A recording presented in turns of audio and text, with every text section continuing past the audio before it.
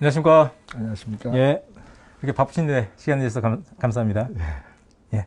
본격적인 토론은 저희들 마스크 좀 벗고 좀 진행을 하도록 할게요. 예.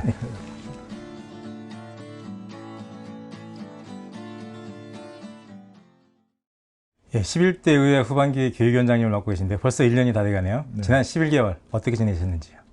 예, 무엇보다도 제가 위원장이 되자마자 학생 인권 조례와 관련해서 네. 많은 학생들, 또 많은 학부모님들, 또 이제 많은 선생님들 비롯한 도민 사회의 합의를 이끌어내기 위해서 무척 애를 썼던 것이 기억이 납니다. 뭐 우여곡절 끝에 우리 교육위원회에서 합의를 봐서 교육위원회 안으로 해서 학생인권조례가 만들어졌습니다. 또 거기에다가 또 균형과 조화를 이루기 위해서 또 이제 학부모 조례와 교권 조례도 함께 이루어졌습니다. 지금 시행된 지 6개월이 됐는데 모니터링을 열심히 하고 있습니다. 그래서 학생인권 조례, 또 학부모 조례, 교권 조례를 통해서 우리 학교 현장이 우리 아이들이 좀 사랑을 받고 또 선생님은 존경을 받는 그러한 이제 학교 풍토가 되도록 열심히 노력할 그런 생각입니다. 그 어쨌든 의정 활동가에서 쭉 보면 위원장님에 대한 개인적 평가를 보자면 매우 합리적이다라는 평가가 좀 지배적입니다. 고맙습니다. 근데 이번 임시회에서는 그러지 않은 모습을 좀 보였습니다. 위원장님께서 독불장군, 불통 이런 단어도 쓰면서 이성근 교육감의 리더십에 대해서 강하게 좀 비판을 했는데요. 어떤 점들이 좀 문제라고 보시는 건지요? 인공지능 시대, 또 4차 산업혁명 시대, 앞으로 또 다가올 포스트 코로나 시대를 맞이하면서 교육 패러다임 변화가 급속히 좀 이루어지고 있다, 이렇게 생각을 합니다. 이러한 오늘날의 교육에서는 여러 가지 교육 정책이나 교육 현안이 학교 현장이나 교육청 단독으로 이루어질 수 없다, 이렇게 생각을 합니다.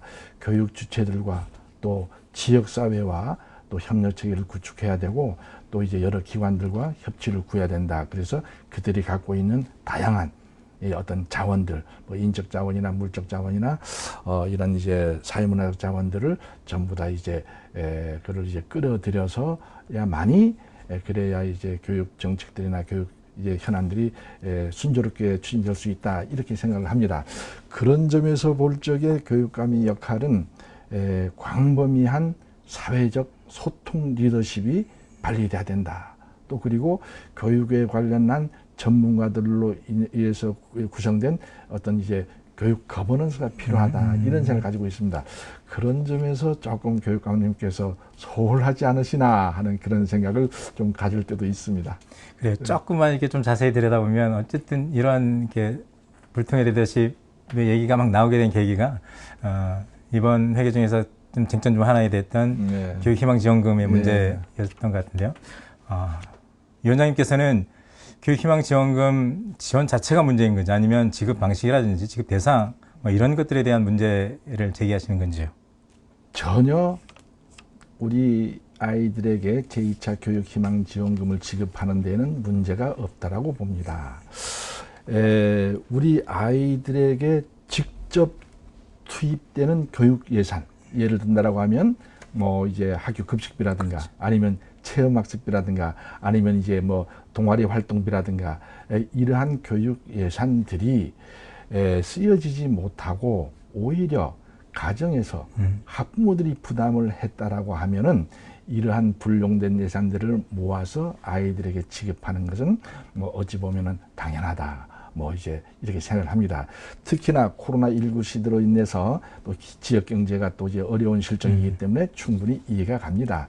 다만 제2차 교육희망지원금을 지급하는 과정에서 지급 대상에서 1차 교육희망지원금 때와는 다르게 유치원 아이들까지도 확대한 것까지는 저는 충분히 이해가 할 수 있습니다.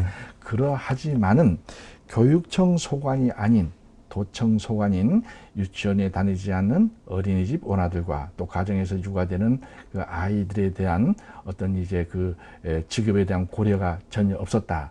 이런 것은 좀 배려심이 부족이 아닌가, 뭐 이런 지적을 좀 하고 싶습니다. 또 다른 차별이 좀 발생할 수 있는 여지를 교육청 자체가 좀 했던 측면이 좀 있네요. 예, 그렇습니다. 그래요. 예, 이 위원장님께서는 이번 회의 중에서 뭐 어쨌든 불통과 관련해서 이성문 교육감께서 자주 하시는 말을 좀 인용을 했는데, 하나의 질문에 하나의 답변이 있을 수 없다라는 이성문 교육감 자주 하는 말을 인용해서 이 교육감께서는 하나의 질문에 하나의 정해진 답을 놓고 따라오라 그런다라는 이게 어쩌면 이게 불통의 좀 이게 좀 상징적인 얘기 같은데, 그럼 어떤 의미로 좀 얘기를 하신 건지 좀 자세히 좀 풀어주실까요? 이성문 교육감님이 말씀하시는 하나의 질문에 하나의 답만을 요구해서는 안 된다 하는 말에 전적으로 이제 공감을 합니다. 어떤 이제 단답형 주입식 교육에 대한 폐해를 지적하는 것 같고요. 또 오늘날의 또 다양성을 강조하는 이제 말인 것 같습니다. 그래서 우리 제주도 교육청의 내건 교육 슬로건도 배려와 존중입니다. 그럼에도 불구하고 교육감님께서는 타인에 대한 배려와 존중이 좀 모자라지 않나 하는 그런 좀 느낌을 받을 때가 있습니다. 이번에 제2차 교육희망지원금을 지급하면서도 우리 의회에 추경 예산안을 제출하기 전에 서둘러서 기자회견을 해서 또 지급 대상과 또 지급액을 또 이제 발표를 했습니다. 그래서 저희 의회에서는 이제 제2차 교육희망지원금을 포함한 추경 예산안을 의결하는데, 심사해서 의결하는데 상당히 곤혹스럽고 참 이제 난감했습니다. 어찌 보면은 이 교육감님께서 발표한 대로 뭐 의결을 해달라 하는 이제 압박이 될 수도 있고 하는 그런 현상이 좀 이제 발생이 했는데요. 지난 그 제1차 교육희망지원금 때도 이러한 일이 있었고 해서 뭐 여러 번 이러한 그 똑같은 일이 벌어지는 것에 대해서는 좀 유감을 좀 제가 표시를 했습니다. 뭐 같은 패턴이 반복되는 것에 대한 좀 지적인 것 같고요. 그렇습니다. 뭐 전반적으로 어쨌든 이렇게 비판의 중심이 리더십에 대한 문제에 좀 집중되는 것 같아요. 이 부분은 우리 교육감님께서 깊이 좀 새겨 들었으면 좀 좋을 것 같고요. 뭐 비판만 많이 하다 보니까 좀 그렇긴 한데, 어찌 보면 이성문 교육감 체제, 뭐 진보 교육감 태동하면서 많은 기대도 좀 해왔던 게 사실이지 않습니까? 지난 7년 동안 우리 이성문 교육행정이 펼쳐온 정책 중에서 성과로 뭐 칭찬해 주실 만한 그런 것들은 없나요? 이성문 교육감 체제가 들어서면서 제주 교육에 또 많은 변화와 성과가 있었다고 생각을 합니다. 예를 든다라고 하면은 연합고사를 폐지해서 중학교 교육 과정이 정상화가 이루어졌다라고 하는 것이라든가, 또 특성화 고등학교에 음악과 미술과를 설치했다라든가, 또는 이제 전국 최초로 고등학교 무상교육을 실시했다라고 하는 거라든가, 또 도세 전입금을 3.6%에서 5%서 또 이제 또 이렇게 상향 조정한 것, 그리고 또 우리 아이들이 자기 주도적 성장을 도와주기 위한 IB 프로그램을 도입했다는 거라든가, 또 뭐 교육감이 되면서 교육감 관사를 또 이제 우리 아이들과 지역민들을 위해서 또 내놓았다라든가, 이런 그 많은 변화와 성과가 있습니다.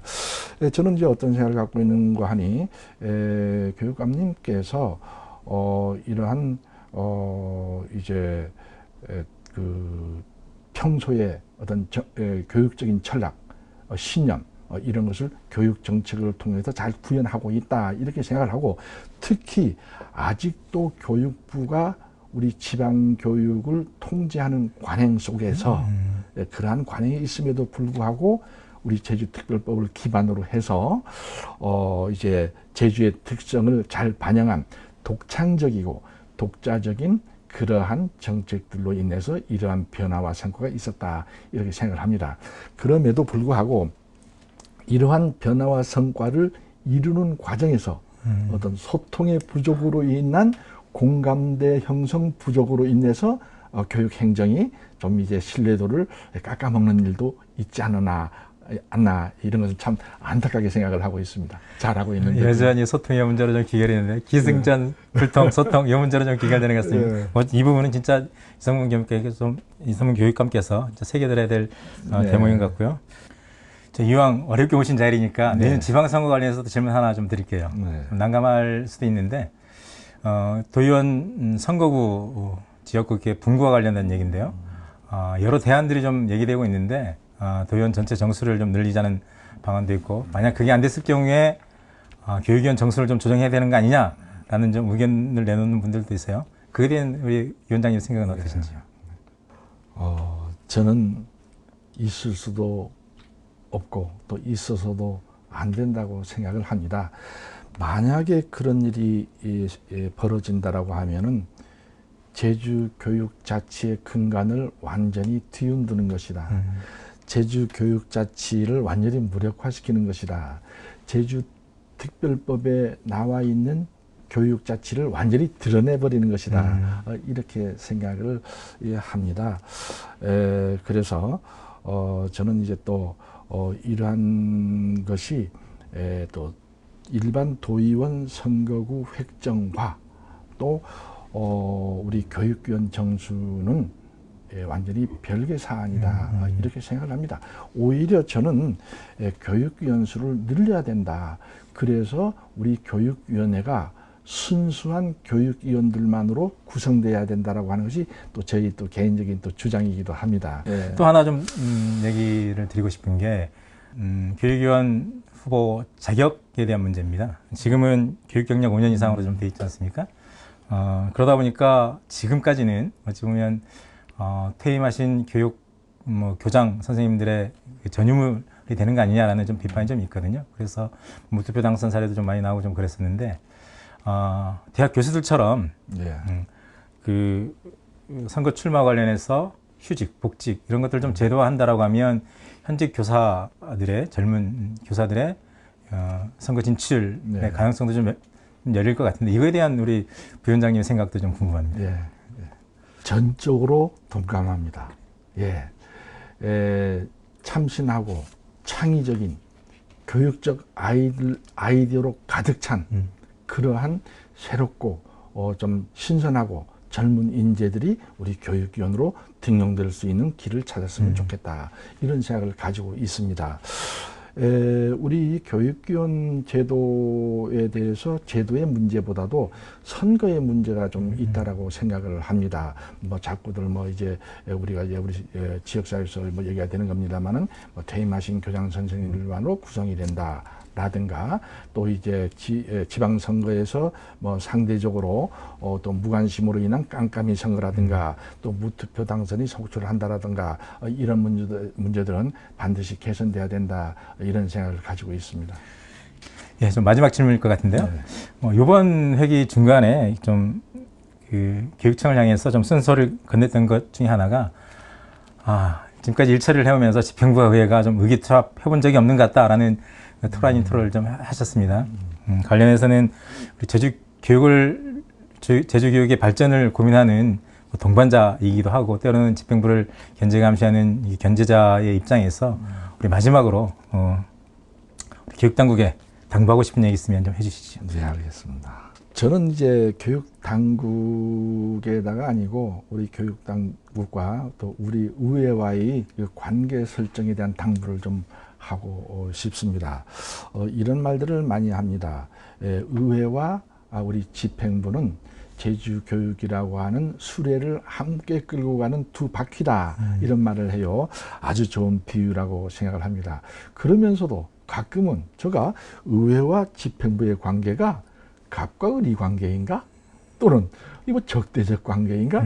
이런 의심을 할 때가 좀 있습니다. 그래서 우리 집행부는 우리 아이들을 위해서 정말 좋은 정책, 좋은 프로그램들을 많이 만들어서 우리 아이들이 훌륭한 성장을 하도록 해야 되고, 또 우리 의회는 그러한 정책이나 프로그램에 대해서 합리적인 비판, 또 전문적인 견제, 또 이제 또 건설적인 대안 제시를 해서 우리 제주 교육 발전에 함께 정말 힘을 합해야 된다 하는 이런 당부를 뭐 다 드리고 싶습니다. 예, 뭐 그는 우리 교육감뿐만 아니라 우리 동료 의원들도 꼭 집회에 새겨들어야 될 얘기 같습니다. 네, 지금까지 부곡남 교육위원장님과 교육희망지원금을 비롯한 각종 교육 현안을 둘러싼 이성문 교육행정의 불통 논란에 대해서 많은 얘기를 나눠봤습니다. 최근 들어 이성문 교육감의 리더십에 대해 말들이 많습니다. 인이 전당에서 풀뿌리 정치 수업을 받은 교육원 출신 교육감에 대해 우리 도민사회의 기대가 여전히 큽니다. 제주 교육을 향한 진심을 의심하지는 않습니다. 다만 배려와 협력을 통해 모두가 행복한 제주 교육을 만들겠다는 초심만은 흔들리지 말았으면 합니다. 끊임없이 교육 주체들과 소통하면서 아이들이 행복하고 교육 가족들이 주인이 되는 제주 교육의 내일을 희망해 봅니다. 이상으로 이슈 인터뷰를 모두 마치겠습니다. 수고하셨습니다. 수고하셨습니다. 네.